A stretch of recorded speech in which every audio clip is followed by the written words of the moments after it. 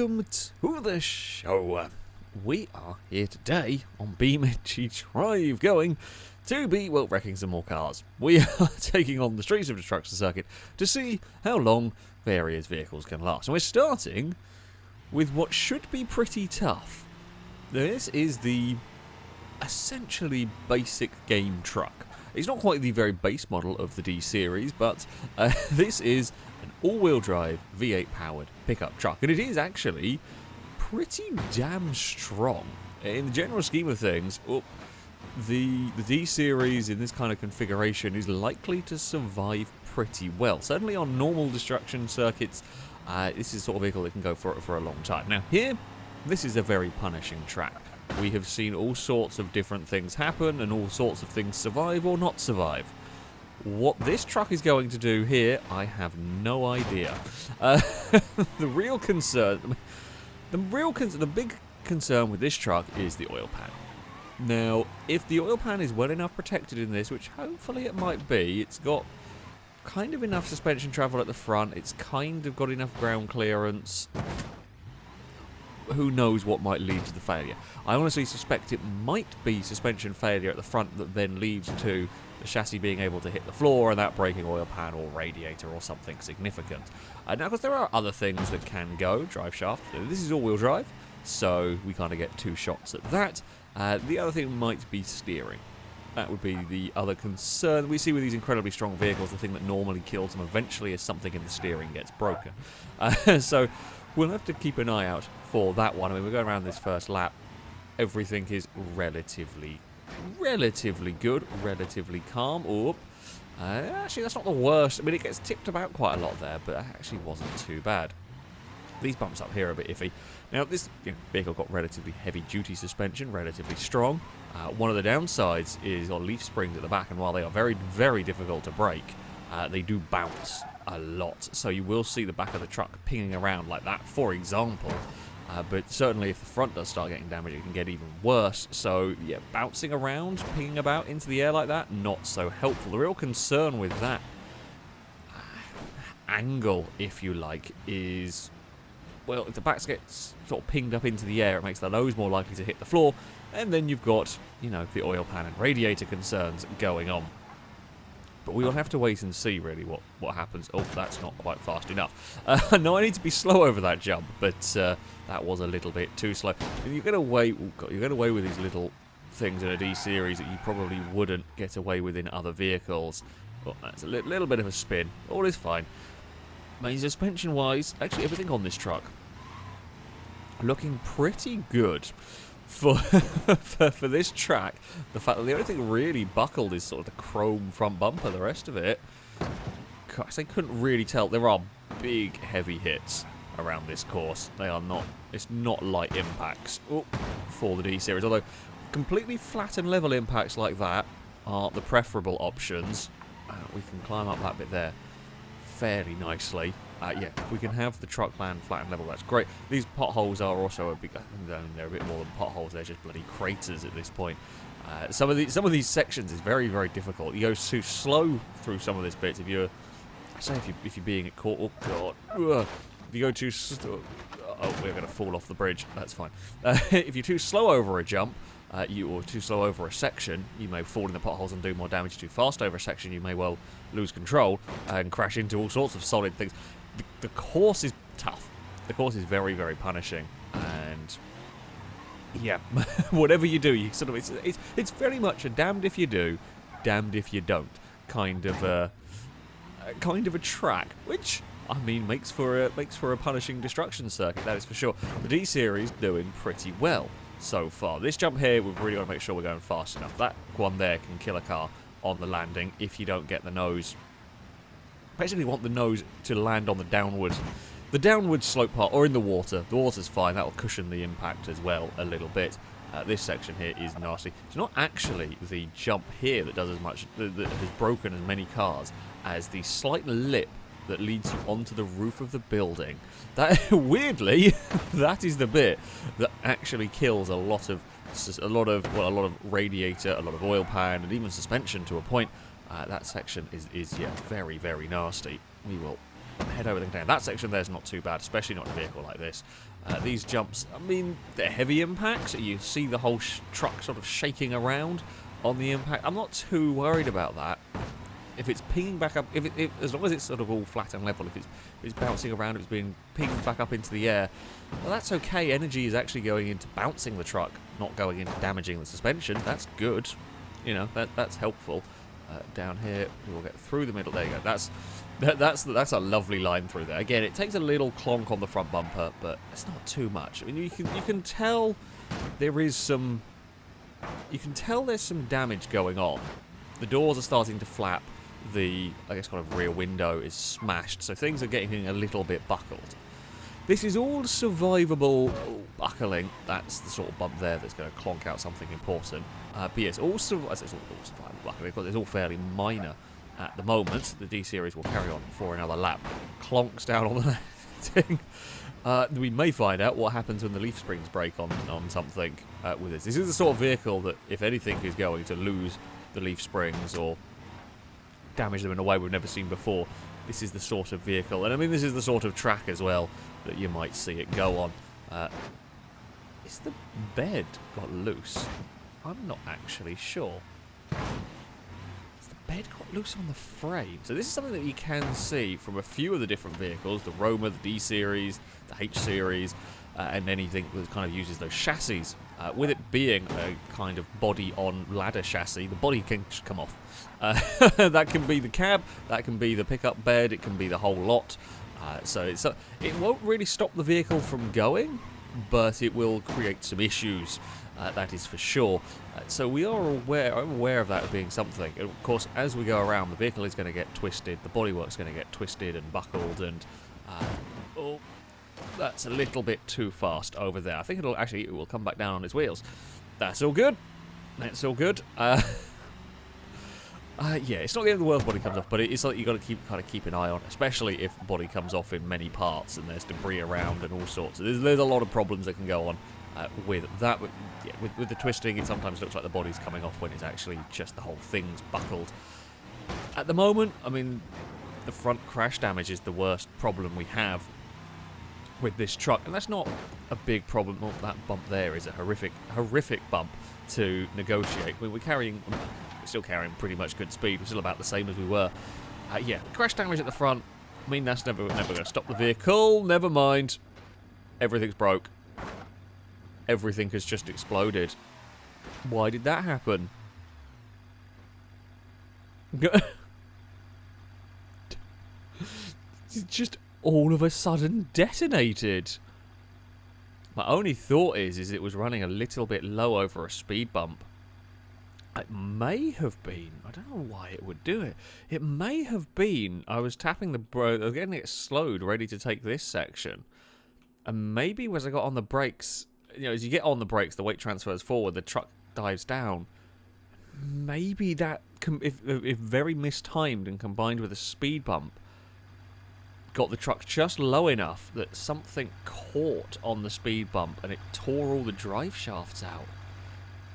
The fact that the truck has died while the radiator, an oil pan, I mean the engine got damaged, I think maybe the front subframe must have hit something and it jolted in such a way that damaged the engine and shattered all the drive, all of it's gone out of that.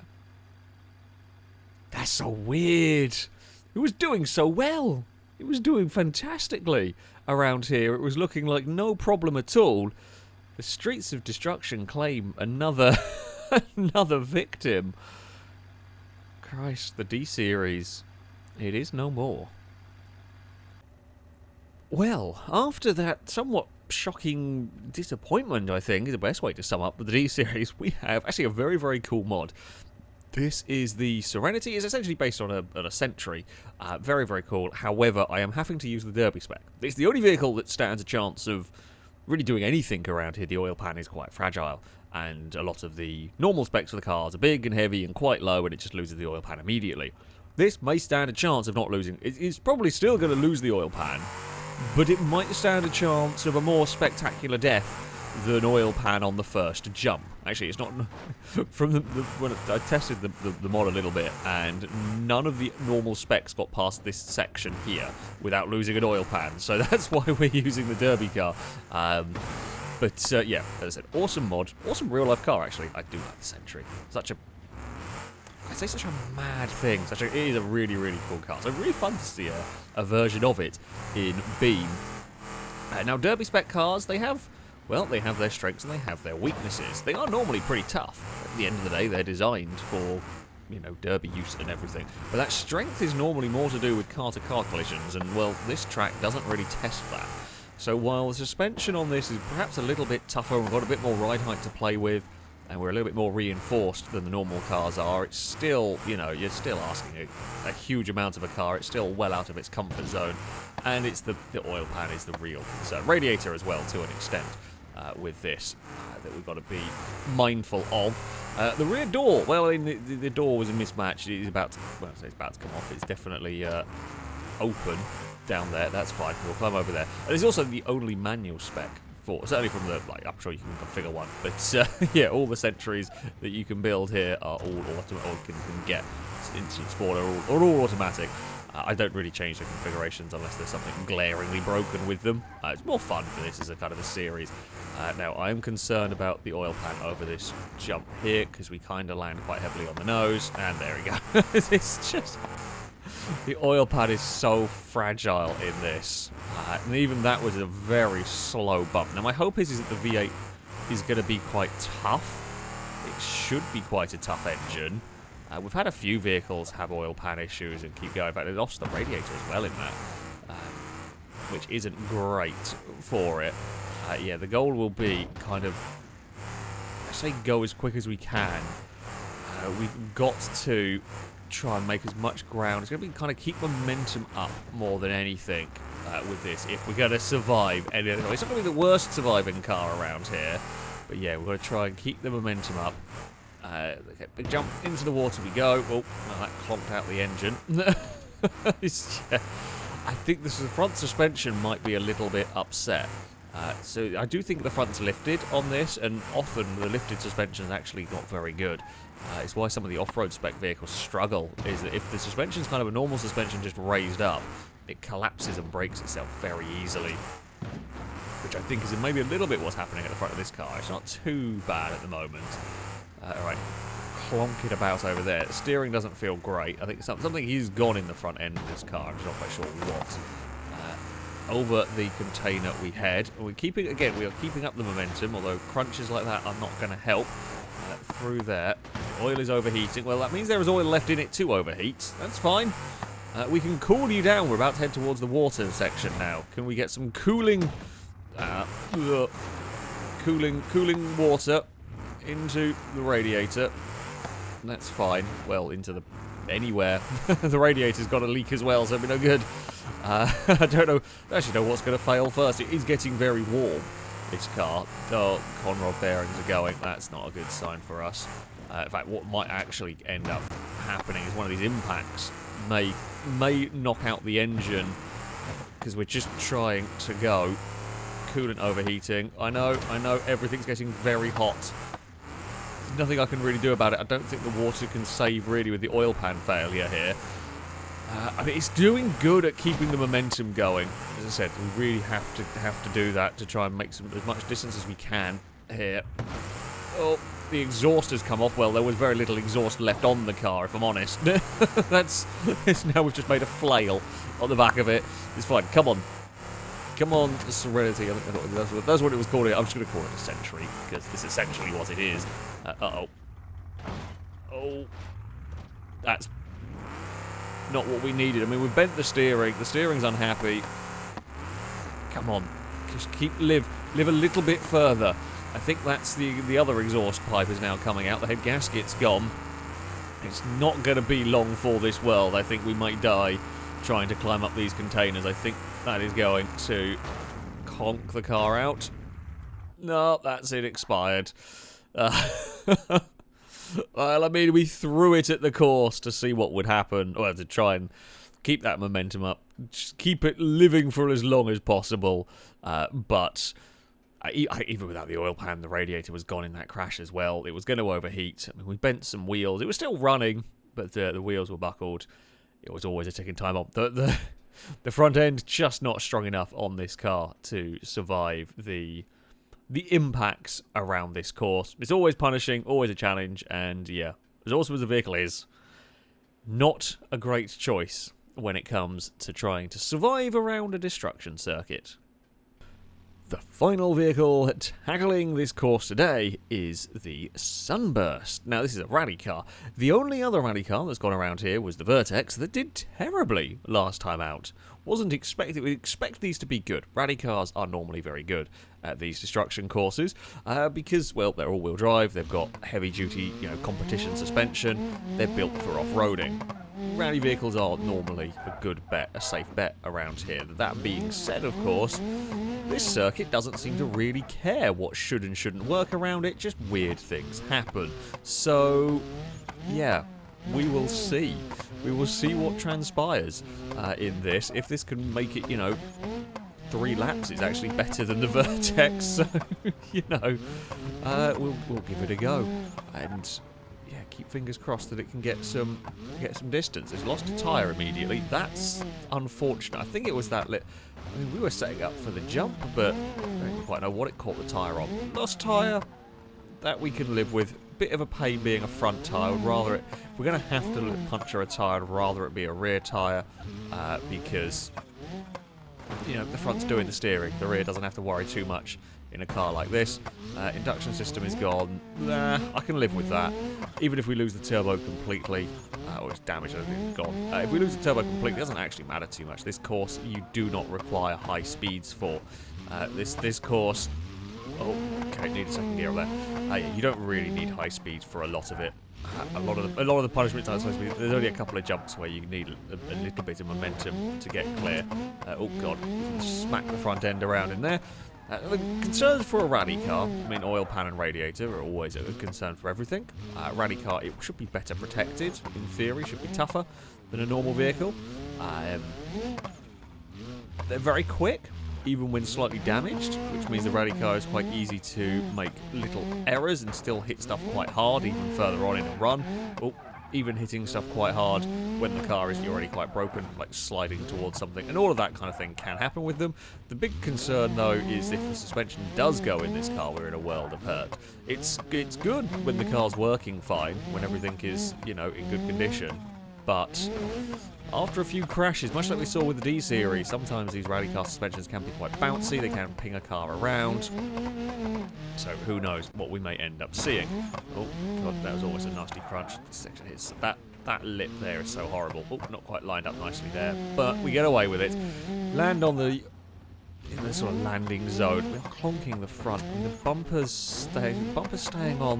The bumper can help. It's not great protection. If you have a bumper on, no guarantee you're not going to break the radiator, but it can deflect some of the blows, it can protect the radiator for a bit. So ideally, if we can keep it on, the longer the better. Oh, I say that, we've taken off the whole front end over there. That's not good. Now you can see where the radiator is, and you can see where the real concern is. I don't know what that was that ripped the underside of the car. I think it ripped the under tray off and it pulled the bumper with it. That's a lot of the protection has now gone. Oh god, my steering's having problems. I think that's just from the flat tyre. It doesn't really steer left very well. It doesn't really steer very well at all, I don't think. So if steering left, it should be okay, because it's the... No, okay. I had a horrible...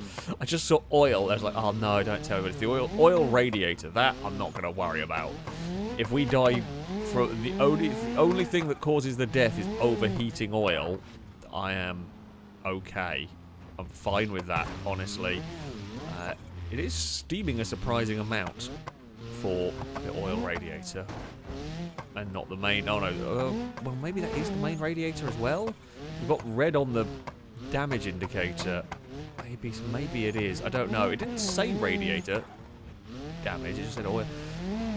I don't know whether it has a separate oil cooler in I would presume it might do, but I can't really do much about it now at this point, and the temperature gauge is gradually climbing.